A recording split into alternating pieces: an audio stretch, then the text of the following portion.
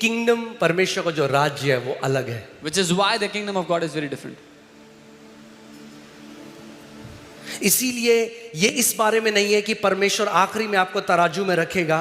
ये इसके बारे में किसके अंदर परमेश्वर का बीज है या उसका बीज नहीं है. This is why this message is not about at the end God will put you on a weighing scale, but that the fact that at the end who has the seed of God and who does not. क्योंकि वचन कहता है एक दास घर में सदा नहीं रहता मगर पुत्र सदा घर में रहता है. और गलातियों 3:26 में लिखा है अब उस विश्वास के द्वारा जो तुमने मसीह यीशु में किया तुम परमेश्वर की निज संतान हो. Because the Bible says a servant does not abide in the house forever, but a son abides in the house forever. Galatians 3:26 it says, now you all are sons of God through faith in Christ Jesus.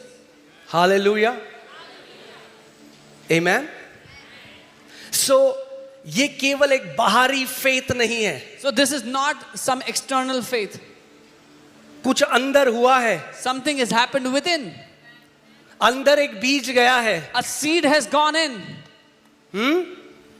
जैसे माता के गर्भ में जब बीज आता है तो हल्की हल्के बच्चा बड़ा होने लग जाता है. Just as when the seed enters the mother's womb, the child starts to develop and grow within. So लोग अल्ट्रासाउंड कराने जाते हैं, बोलते हैं बच्चा अभी आधा किलो का है, 1 किलो का है, 1.5 किलो का हो गया, 2 किलो का हो गया, बच्चा बढ़ रहा है अंदर. People go for ultrasounds and they find out the child is growing, the weight is growing slowly. ऐसे ही परमेश्वर का राज्य भी बीज के रूप में हमारी आत्मा के अंदर आया और अब वो राज्य बढ़ रहा है. Just like that, the kingdom of God has now come to be inside of us, and now that seed is growing, that kingdom is growing within us. Okay.